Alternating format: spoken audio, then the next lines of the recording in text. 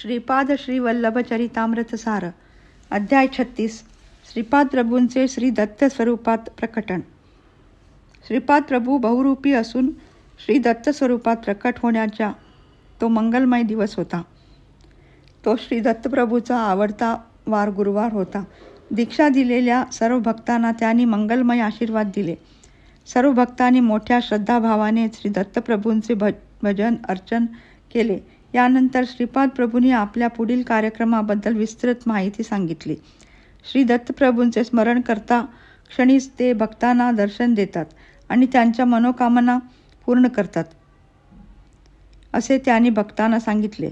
दुसऱ्या दिवशी श्रीपाद प्रभू सकाळीच श्री नरसिंह वर्मा यांच्याकडे गेले। तेथे त्यांचे मंगल स्नान झाले। स्नानोत्तर वर्मांनी प्रभूंना खाण्यासाठी अनेक फळे दिली, परंतु त्यांनी केवळ एक केळच घेतले आणि ते सुद्धा गोमातेस दिले। यानंतर प्रभू व्यंकटप्पा श्रेष्ठी यांचे घरी गेले। तेथे सुद्धा श्रीपादांना श्रेष्ठी कुटुंबियांनी मोठ्या प्रेमभराने मंगल स्नान घातले। येथे प्रभूंनी लोणी, दूध आणि साईचा स्वीकार केला। येथे ते सर्वसमक्ष म्हणाले, माझे भक्त मला बोलवित आहेत, पेटिकापुरम सोडून जाण्याची वेळ आता आली आहे। असे बोलून ते आपल्या आजोळी श्री बापनाचार्यलू यांचे घरी आले। येथे सुद्धा त्यांच्या प्रेम मूर्ती स्वरूप आजीने त्यांना मंगल स्नान घातले। आजच्या दिवसाची विशेषता अशी होती की ज्या ज्या घरी ते गेले त्या प्रत्येक घरातील मातांनी त्यांना मोठ्या प्रेमभराने मंगल स्नान घातले। श्रीपाद प्रभूंनी आपल्या वक्तव्यात अनेक वेळा म्हटले होते, मी प्रत्यक्ष दत्त स्वरूप आहे आणि भक्तांची दुःख, पीडा, यातना, अडचणी दूर करण्यासाठी मी अवतार धारण केला आहे। प्रभूंनी जनता जनार्दनाच्या उद्धारासाठी निश्चित केलेल्या कार्यक्रमाची माहिती भक्तांना सांगितली। यानंतर ते स्वगृही आले। श्रीपाद प्रभूंच्या पेटिकापुरम सोडून जाण्याचा निर्णय त्या सच्चील माता पित्यास कळला होता। त्यांनी श्रीपादांना परोपरी समजावून सांगण्याचा प्रयत्न केला, परंतु ते आपल्या निर्णयावर अटळ होते। यानंतर श्रीपाद प्रभूंनी आपल्या विवाहाच्या प्रस्तावाबद्दल बोलावयास प्रारंभ केला। ते म्हणाले, माता तात, आजपर्यंत मी अनेक वेळा श्रेष्ठी आजोबांना, वर्मा आजोबांना अनघालक्ष्मी समवेत दर्शन दिले आहे। त्या दिव्य दंपतीने श्रेष्ठी आजोबांच्या अमराईत विहार केलेला सर्वांनी पाहिलेला आहे। हे पहा माझे अनघालक्ष्मी समवेत असलेले दिव्य स्वरूप। असे म्हणून प्रभूंनी त्या दिव्य स्वरूपाच्या दर्शनाचा लाभ आपल्या माता पित्यास घडवून आणला। ते अतिमंगल स्वरूप पाहून ते माता पिता अगदी भारावून गेले। त्यांच्या मुखातून शब्दच निघेना। श्रीपाद प्रभू पुढे म्हणाले, मी अवधूत स्वरूपात आलो असताना सांगितले होते की माझ्या विवाहाचा प्रस्ताव मांडताच मी घर सोडून निघून जाईन। एवढे बोलल्यानंतर श्रीपाद प्रभूंनी तेथे बसलेल्या आपल्या दोन थोर बंधूंना आपल्या दिव्य हस्ताने स्पर्श केला आणि कृपापूर्ण दृष्टीने या दोघांकडे पाहिले। काय ते आश्चर्य! तत्काळ अंध असलेल्या बंधूस उत्तम दृष्टी प्राप्त झाली आणि पायाने अधू असलेला बंधू अव्यंग होऊन चांगला चालू लागला। या दिव्य स्पर्शाने त्या दोघा बंधूंना ज्ञानप्राप्ती होऊन ते ज्ञान तेजाने तळपू लागले। हे सर्व पाहून श्रीपादाच्या माता पित्यास अजून एक सुखद धक्क्याचा अनुभव झाला। याच वेळी श्रीपादांचे आजोबा आणि आजी आले। त्यांचा समवेतच श्रेष्ठी आणि वर्मा दंपती सुद्धा आले। त्यामुळे घरात एक आनंदाचे वातावरण पसरले। श्रीपाद प्रभू सर्वाबरोबर थट्टा मस्करी करीत बोलत होते।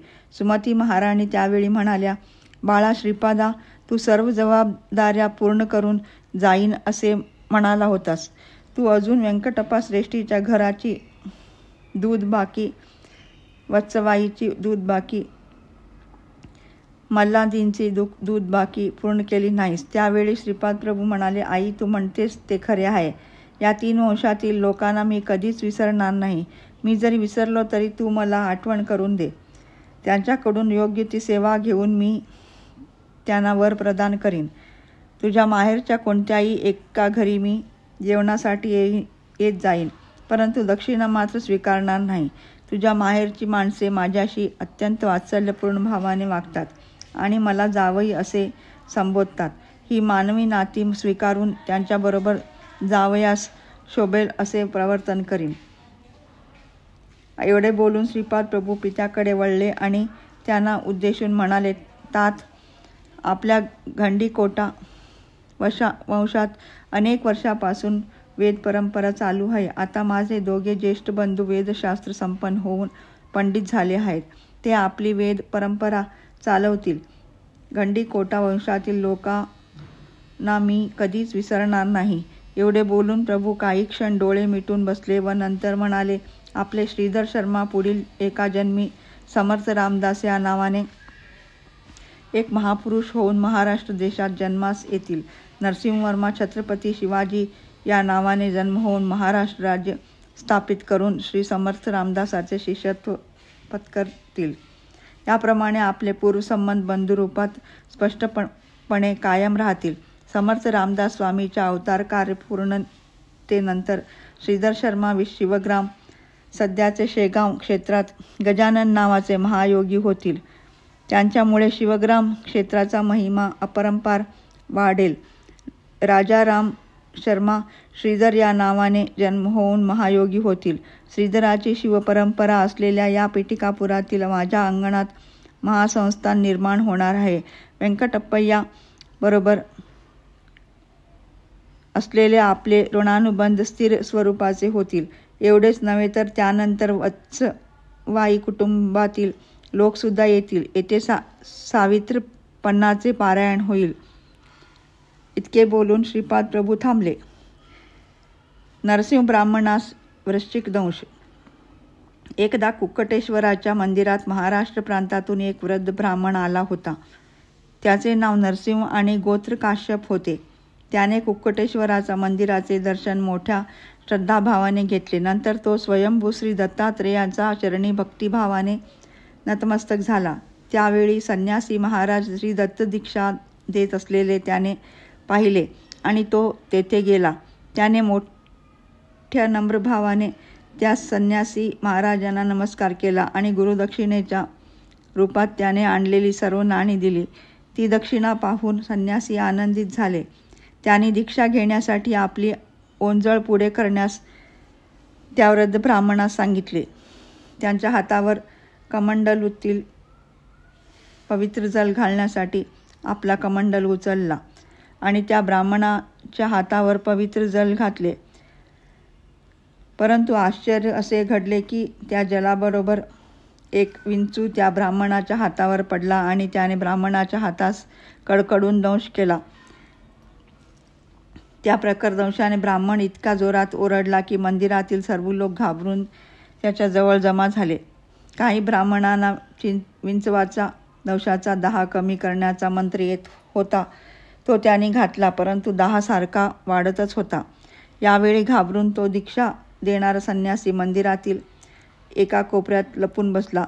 दाह कमी होण्यासाठी अनेक मंत्र जप केले. कुक्कटेश्वराला अभिषेक करण्यात आला.